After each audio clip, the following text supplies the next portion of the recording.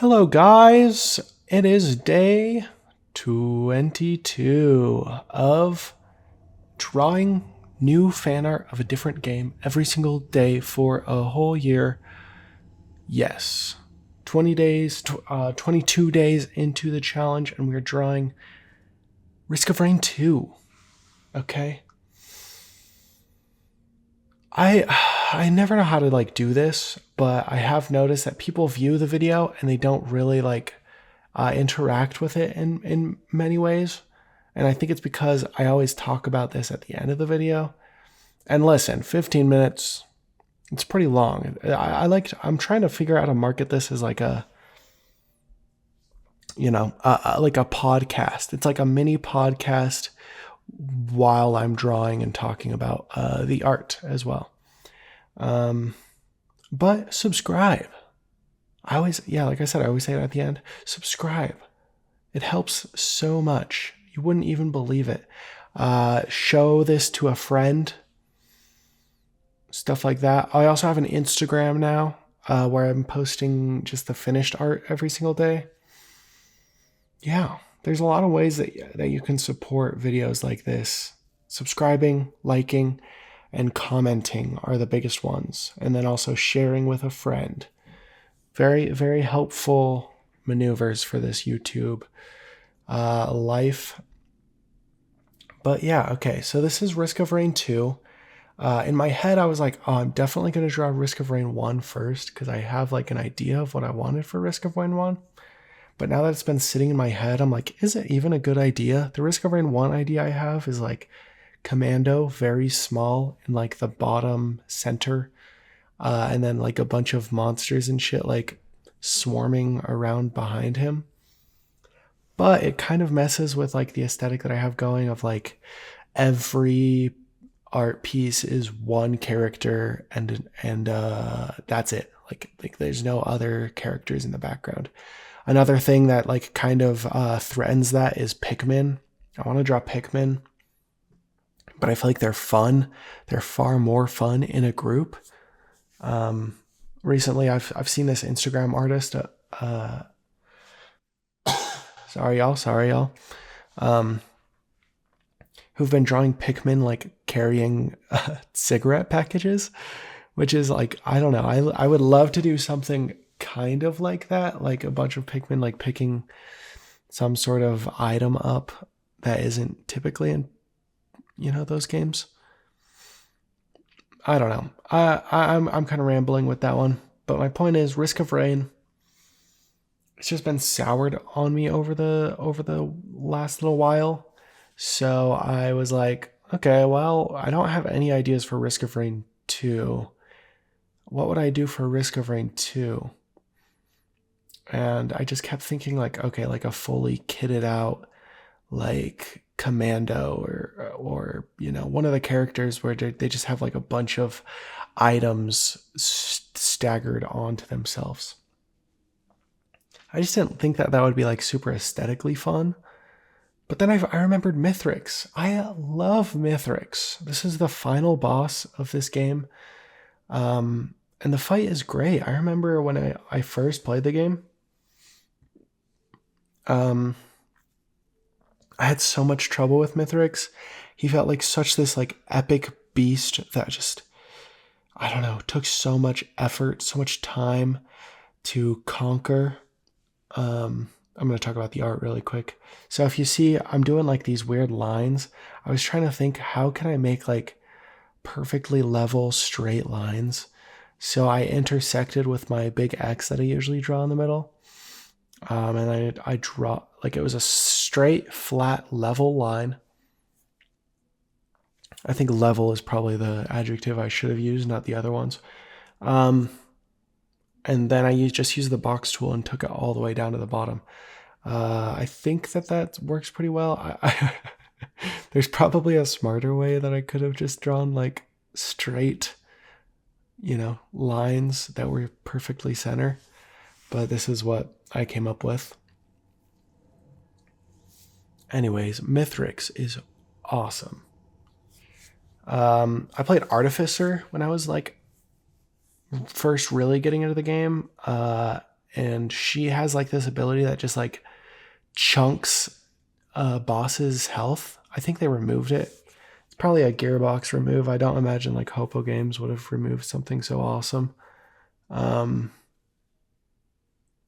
But oh fuck, what was I saying? But oh yeah, my point is I just love Mithrix. I love the area he's in. It's like super monochromatic. Works really well for what I like doing. I like working in monochromatic spaces. I think the more colors, the harder it is to make anything pop out. So like Mithrix fully blending in with his surroundings, but having this like crazy glowing blue eye, sort of sand style, you know? I think that's like incredible because it still fits this like cool, moody atmosphere. And oh my God, with the song, one of the best songs in video games of all time. The background track for the final area. I wish I could remember what it's called. It's like, I think it's like a French word. It's like cone something. I don't even know. Incredible is my point. Just made this like whole thing feel so epic and like almost like depressing. I don't know if other people got that, but like playing single player, I know a lot of people play multiplayer. Playing single player made me like really think about Mithrix and like why he's doing everything. And that's kind of stupid, but it just felt too moody to have like no place, if that makes sense. I don't know. The composer that makes these, the composer that makes the soundtracks for Hopo games. One of my favorite video game composers, actually, easily my favorite video game composer, talked about how in Risk of Rain 1, he just made all the tracks and sent it over, and then they decided where each of them were going to go in the game. I don't know if that's the same thing that they did for this game. But both games, their final boss themes just fit so fucking well, and it's just like so incredible. It's like, I don't know, very, very impressive. I think Risk of Rain, it's sad because Risk of Rain 2 to me was like such an artistic game. Like I felt like there was so much silent storytelling, so much interesting like levels, interesting world, everything, characters. It was great, and I think that they really fumbled the bag, so to say, with the Gearbox takeover. I think this is very common, you know, in games, especially when like a bigger company buys out the smaller game. And then like all the charm and everything that you loved about the game just dissipates. Risk of Rain 2 is in its peak when I first played it. I tell people this all the time. I spent 100 hours playing Risk of Rain 2 in the first week that I got it. I loved this game. And now it's like I kind of don't even want to come back to it. I think it's been overworked. Too many new items, too many it's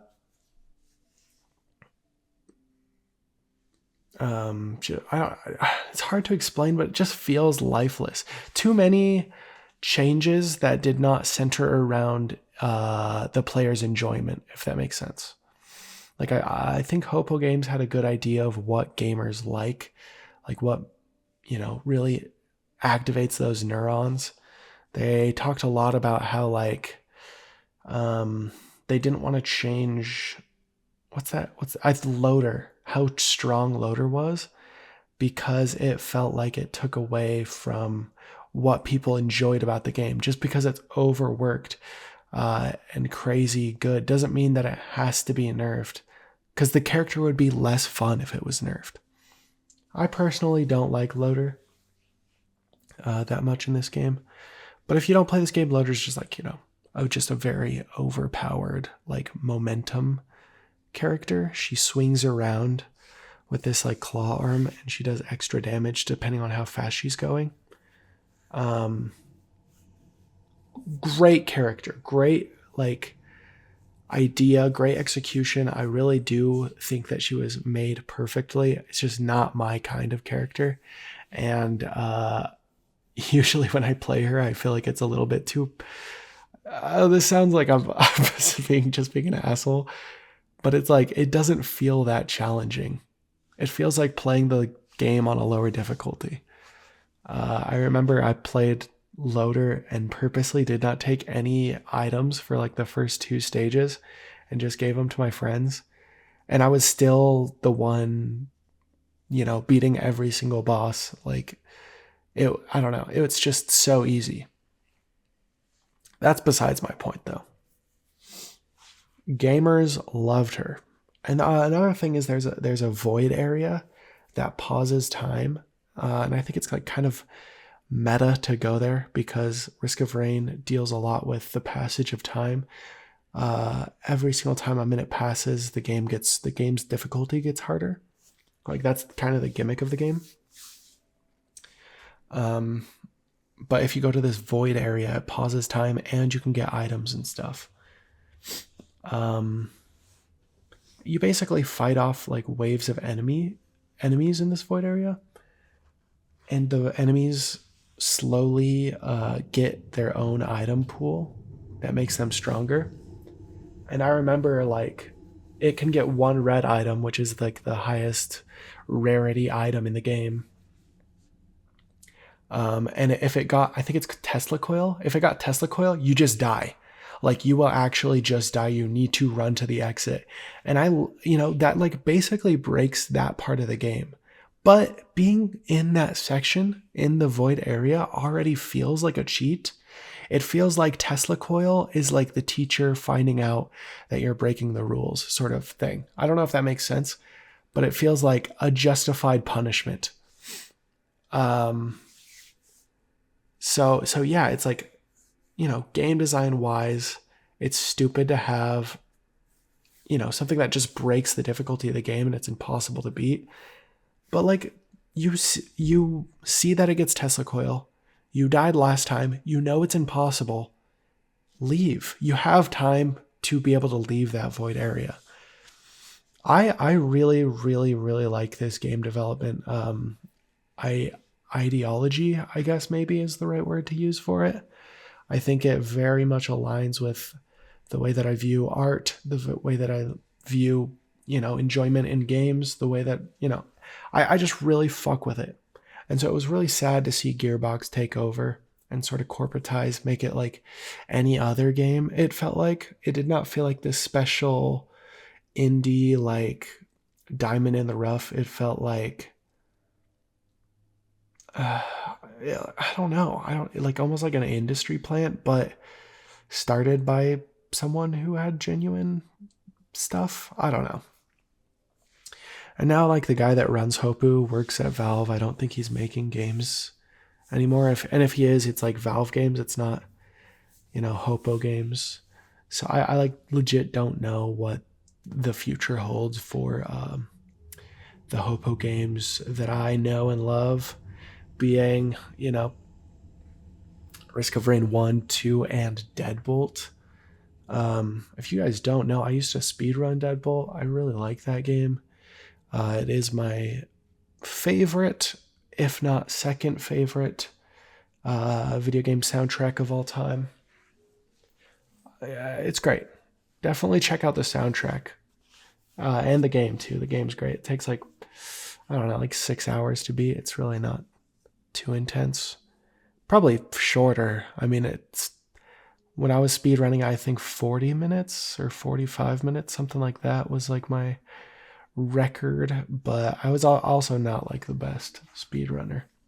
But my point being that I just don't quite remember how long it takes to beat that. Okay, we're at the end of the video. This thing looks fucking dope. I love that I was able to capture the colors that I wanted to capture. I got that blue, that neon blue, like from his eye, and just